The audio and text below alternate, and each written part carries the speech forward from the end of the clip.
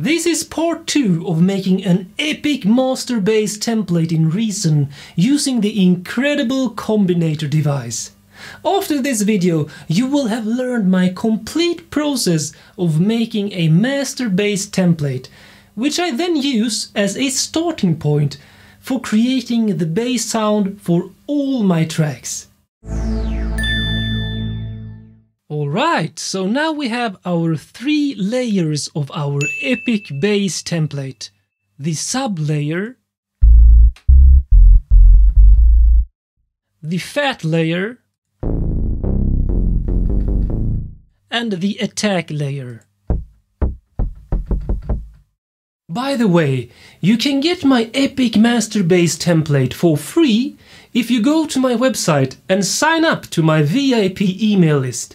Once you are a VIP, you will get instant access to all my VIP content, including my Reason Legends pack. So become a VIP, it's 100% free. Now it's time to carve out the space for each of these 3 layers in the audio spectrum. The first way of doing this is to actually assign the correct octave for each layer. So let's listen to the sub bass first. That's just the correct octave I want in the deep low end. Let's continue with the fat layer playing the same key on my MIDI keyboard. I can instantly hear that this specific patch for the fat layer is an octave too low, because then you get this uncontrolled kind of growly sound. So if I just open up the VST instrument here and adjust the octave 1 up and listen again.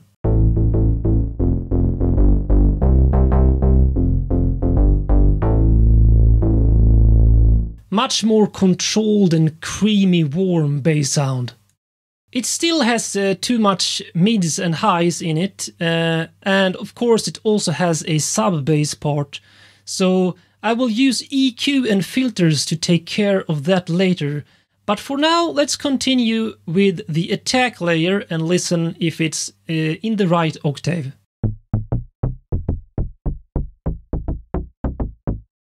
Let's listen to the sub and fat layer, sub, fat and attack layer.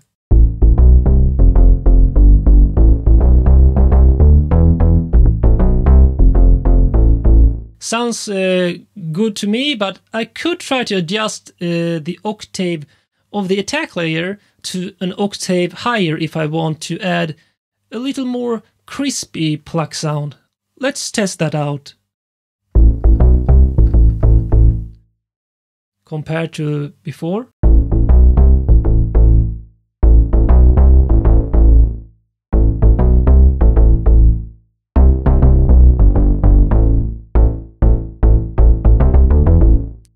I think I actually like that better, so let's listen to that in solo. And before. 1 octave higher. So it's not really a strict bass sound any longer, but the purpose is basically to take care of that clicky plucky attack sound, almost like the pluck sound you get when you pluck a string on your electric guitar. Alright, so now we have the right octave for each layer. Now it's time to carve out the space in the frequency spectrum. So we do this by adding EQ and filtering to the layers to carve out its specific space in the frequency spectrum. The sub bass layer, I have already used the filter on the actual synthesizer to get only the lowest frequency through. So for the next layer, the fat layer, I want to filter out the deep low end because that is taken care of by the sub layer, and I also want to get rid of some of the high mids and higher frequencies. So I have opened up the browser here to the left now and went into the effects section to find an equalizer. I could use the M-class equalizer that comes with Reason, but I am actually going to scroll way down here to my Softube Trident A-Range EQ because I really like it. So left click with your mouse and drag it just below this layer, and as you can see behind the rack it is connected automatically.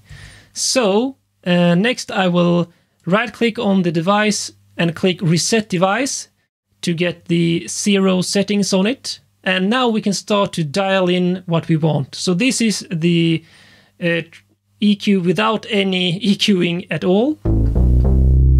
And the first thing I want to do is to get rid of the deep low end, the sub bass basically. So I'm going to use the high pass buttons over here to get rid of everything below 25, 50 and even 100 Hertz. So because the sub bass will basically take care of everything below 100 Hertz. So listen to before, and you can hear the sub bass part, and with the EQ with these filters on.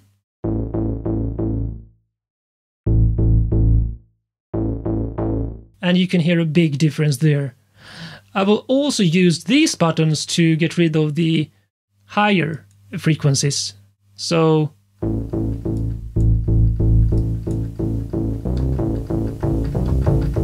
and now the bass sound much thinner since I reduced the lowest frequencies, but when I activate the sub layer and layer it with the fat layer, you can hear the full bass sound again.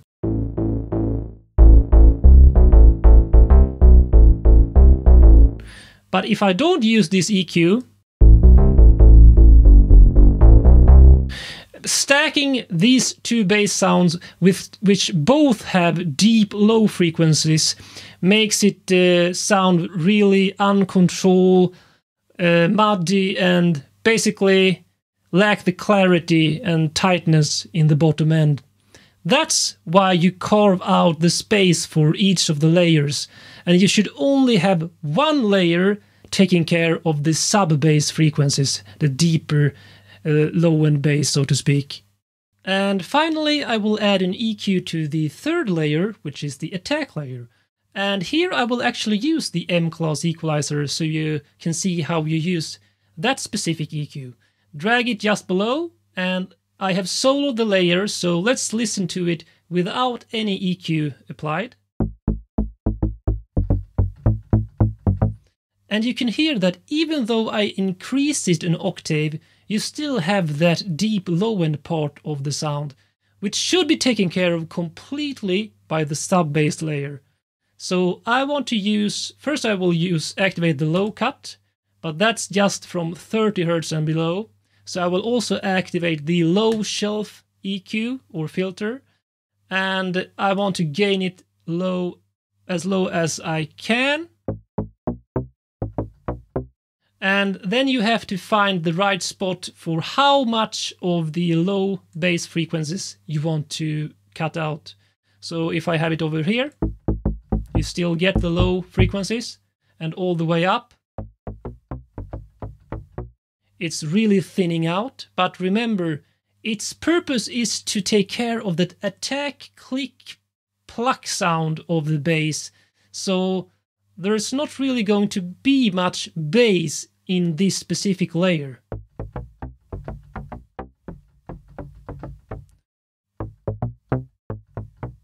I will actually test to have it on 600 Hz low shelf cut here, so let's see how it sounds with the other layers together.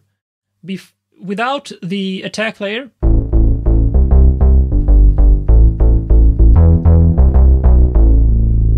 And now listen with.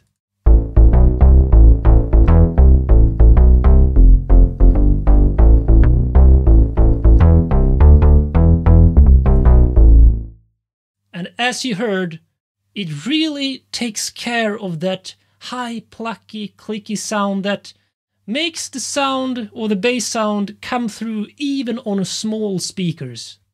Alright, next I will add a saturation or distortion effect to both the fat layer as well as the attack layer. So let's go to the browser once again, into Effects, and find a saturation unit you like to use. For example, the pulverizer, or in this case I will go with the soft tube bass amp for the fat layer. Just make sure that you put it between the actual layer and the EQ, because otherwise you won't get the EQ and filter effects on the total sound of that layer. So I place it in between, and let's listen to how this layer sounds now.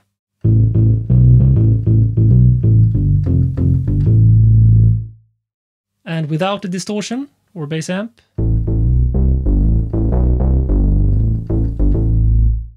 Once again with it. And with the bass amp and the EQ. So as you can hear, it is much more controlled with the EQ, so I can now add the sub bass back in again.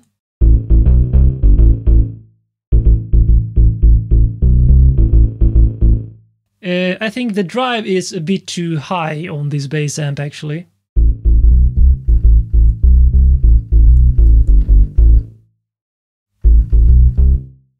So that's a good starting point. Now I want to add a saturation effect on the attack layer as well. So let's solo that and go to the browser, Effects, and this time I'm going to use the pulverizer actually.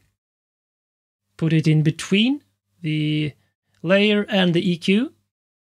And let's listen without the EQ first.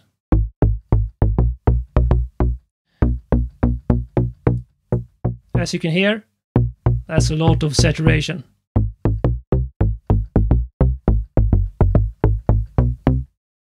Let's see what we can find. Gentle destruction.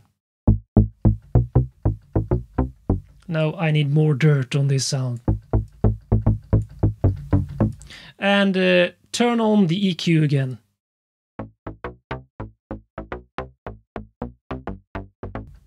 And then listen to all the three layers together, including the EQs and the saturation units.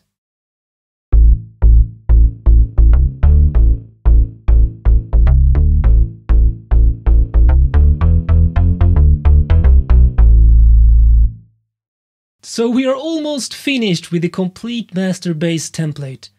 The only thing left is to add the master effects going out from the bass mixer into the combinator and out into the big Reason mixing console.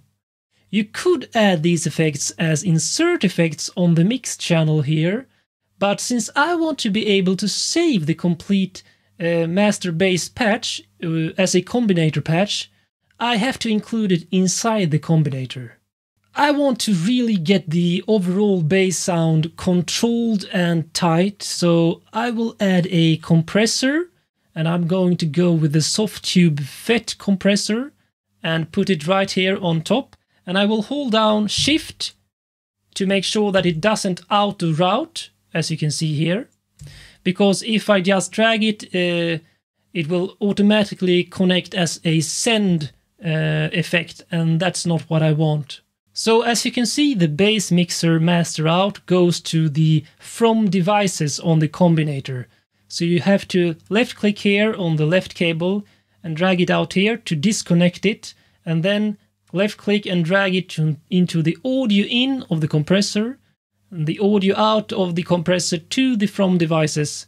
That way we have now routed the bass mixer to the compressor that goes into the combinator master output. So let's flip the rack again and let's check if this is connected correctly now. And as you can see, it is, and it is already compressing really hard here. Without. And with.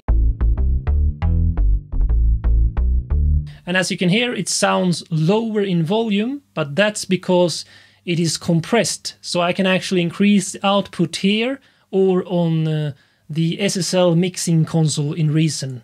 Great! Now you have seen my complete process on how to make a master bass template in the combinator in Reason. Remember that this master patch is a starting point only. The point is that you now have a complete setup for your bass sound that is quick and easy to use. The sub-bass layer will in most cases stay the same, while you can easily change the patches for the fat and attack layers, and also adjust the saturation and other effects. You can also dial in how much sub-bass you want, how much fat and body bass, and how much pluck and attack, by simply adjusting the layers in the mini mixer inside the combinator. Now it's your turn. Use what you have learned from what I've shown and explained to you to create your own master bass template.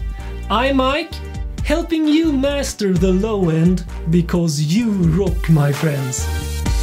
My name is Mike, and I share my story and journey as a music composer and sound designer to inspire creative people like you. So click that subscribe button to gain music superpowers.